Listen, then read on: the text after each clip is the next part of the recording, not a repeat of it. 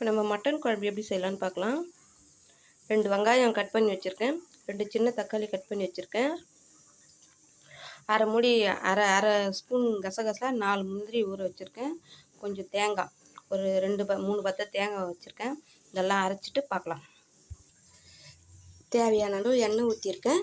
இப்போ நம்ம பட்டை, லவங்கம், கிராம்பு எல்லாம் போட்டுக்கலாம். ஒரு அரை ஸ்பூன் சோம்பு போட்டுக்கலாம். நல்லா வறுத்து விட்டுக்கலாம். நல்லா பொரிஞ்சு வந்துடுச்சு. இந்த டைமில் நம்ம ஒன்றும் அதிகமாக அரைக்கணும், குறைன்னு அரைக்கணும். தேங்காய் அதை போட்டு, வெங்காயம் அதை போட்டுக்கலாம்.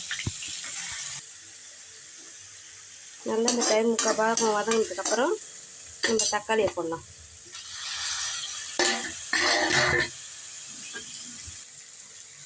இந்த அளவு தக்காளி வதங்கினதுக்கப்புறம் நம்ம ஒரு முருங்கை கட் பண்ணி வச்சுருக்குறோம், அது போடலாம்.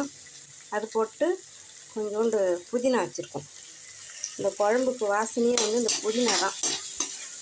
இந்த மாதிரி வச்சு சாப்பிட்டு பாருங்க, டேஸ்ட்டு வேறு மாதிரி இருக்கும், நல்லாயிருக்கும்.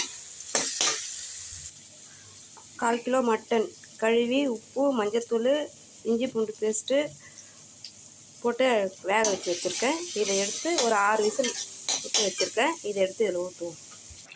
ஊற்றியாச்சு.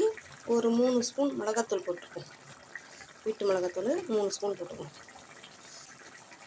நம்ம கறியிலே கொஞ்சம் உப்பு போட்டு வேக வச்சுருக்கோம், அதனால் உப்பு கம்மியாக தான் போட்டிருக்கேன். பார்த்து செக் பண்ணிவிட்டு அப்புறமா வேணுன்னா போட்டுக்கலாம்.